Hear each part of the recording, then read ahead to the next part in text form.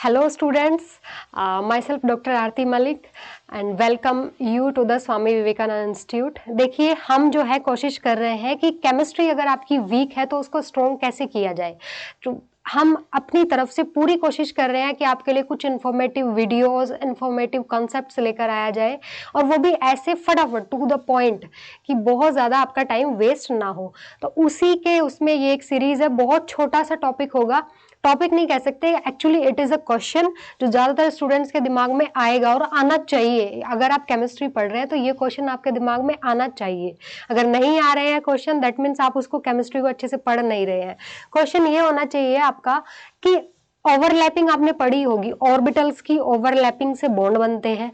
S orbital होता है, P होता है, डी होता है, एफ होता है, ठीक है। तो इनकी ओवरलैपिंग से बॉन्ड बनता है, तो किसकी ओवरलैपिंग से स्ट्रॉन्गेस्ट बॉन्ड बनेगा? पाई की बात हम यहाँ नहीं कर रहे, हम सिग्मा बॉन्ड की बात कर रहे हैं सिर्फ, क्योंकि पाई तो सिग्मा के कंपैरिजन में पहले ही वीक है, ठीक है। क्यों वीक है ये हम किसी और वीडियो में डिस्कस करेंगे। आज का टॉपिक है कि एसएस ओवरलैपिंग, पीपी ओवरलैपिंग या एसपी ओवरलैपिंग में किस में से ज्यादा स्ट्रॉन्ग बॉन्ड बनेगा। देखिए यहाँ पे क्या है, आपको सबसे पहले नेचर समझना होगा एस ऑर्बिटल का और पी ऑर्बिटल का। अगर आपने नेचर समझ लिया तो ये आपको ना याद रखने की जरूरत, सीधा आपको समझ आ जाएगा, ना ऑर्डर याद रखना है। जो एस ऑर्बिटल होता है वो स्फेरिकल होता है, स्फेरिकल ऐसे, इसके अंदर इलेक्ट्रॉन डेंसिटी जो है ऐसे डिस्ट्रीब्यूटेड होती है पूरे उसमें, ठीक है। जबकि जो आपका पी ऑर्बिटल होता है इसको हम नॉन डायरेक्शनल नेचर भी कहते हैं, ये होता है नॉन डायरेक्शनल।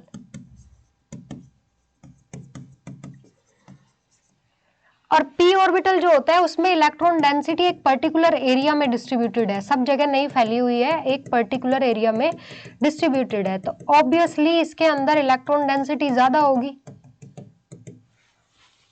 ऑर्बिटल्स क्या होते हैं? इलेक्ट्रॉन के पाए जाने की प्रोबेबिलिटी तो इसमें ज्यादा होगी कंपैरेटिव टू दिस, क्योंकि इसमें पता नहीं कहाँ घूम रहा होगा पूरे उसमें। तो इलेक्ट्रॉन डेंसिटी इसमें पूरी एरिया में डिस्ट्रीब्यूटेड है, इसमें एक पर्टिकुलर डायरेक्शन में है, तो इसको हम कहते हैं नॉन डायरेक्शनल ऑर्बिटल और इसको कहते हैं डायरेक्शनल, यही रीजन है, ठीक है।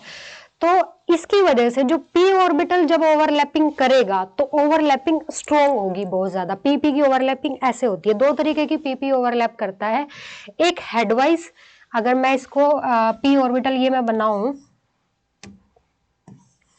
ये इसका हेड, तो ये इस तरीके से ओवरलैप कर सकता है या फिर ऐसे भी कर सकता है, ठीक है। एक ओवरलैपिंग ये ऐसे हुई और दूसरी ऐसे हुई, साइड वाइज ओवरलैपिंग। तो पीपी हेडवाइज और PP side wise. Side wise से तो पाई बॉन्ड बनता है, तो वो तो पहले ही एलिमिनेट हो गया, बाकी बची हेडवाइज। तो जब पी ऑर्बिटल ओवरलैप करेगा तो बहुत स्ट्रॉन्ग ओवरलैपिंग होती है, क्योंकि इलेक्ट्रॉन डेंसिटी इस एरिया में बहुत ज्यादा बढ़ जाएगी, ठीक है। यहाँ वाले एरिया में इलेक्ट्रॉन डेंसिटी बहुत ज्यादा बढ़ जाएगी और जितनी यहाँ पे इलेक्ट्रॉन डेंसिटी होगी उतना स्ट्रॉन्ग बॉन्ड बनेगा। तो ये ओवरलैपिंग बहुत स्ट्रॉन्ग बनती है, होती है, और इससे बॉन्ड जो बनेगा वो बहुत ज्यादा स्ट्रॉन्ग होगा। अब बात करें एस और पी की, एक एस हुआ एक पी हुआ, तो इसके अंदर भी क्योंकि पी कैरेक्टर ज्यादा है, पी का इन्वॉल्वमेंट है, तो इसके रेस्पेक्ट में एस एस के रेस्पेक्ट में इसका भी बॉन्ड क्या होगा, स्ट्रॉन्ग बनेगा। तो आपने पी से याद रखना है, पी ऑर्बिटल होता है डायरेक्शनल इन नेचर, तो एक पर्टिकुलर डायरेक्शन में इलेक्ट्रॉन डेंसिटी ज्यादा होती है, ज्यादा होगी तो ओवरलैपिंग अच्छी होगी, ओवरलैपिंग अच्छी होगी तो बॉन्ड अच्छा बनेगा। तो सबसे ज्यादा स्ट्रॉन्ग बॉन्ड बनेगा पीपी की ओवरलैपिंग से। हम talking about head wise overlapping, side wise को इग्नोर कर दो क्योंकि साइड वाइज से पाई बॉन्ड बन रहा है और हम सिग्मा बॉन्ड की बात कर रहे हैं। पीपी से सबसे स्ट्रॉन्ग बनेगा, उसके बाद बनेगा एस और पी की ओवरलैपिंग से, और उसके बाद बनेगा एसएस से, ठीक है। एसएस सबसे लास्ट में आएगा। पी कैरेक्टर जितना ज्यादा बॉन्ड उतना ज्यादा स्ट्रॉन्ग, बस ये याद रखिए। इसके अंदर पी कैरेक्टर ज्यादा है, इसके अंदर थोड़ा कम है, इसमें बिल्कुल ही नहीं है। तो पीपी, एसपी और एसएस, समझ आई ये चीज? यहां से आपको ये चीज ध्यान रखनी है, डायरेक्शनल और नॉन डायरेक्शनल नेचर ध्यान रखना है ऑर्बिटल्स का। केमिस्ट्री को अगर आपने स्ट्रॉन्ग करना है, हायर कंसेप्ट अगर अच्छे से समझनी है, तो छोटी छोटी बेसिक चीजें अच्छे से समझनी होगी।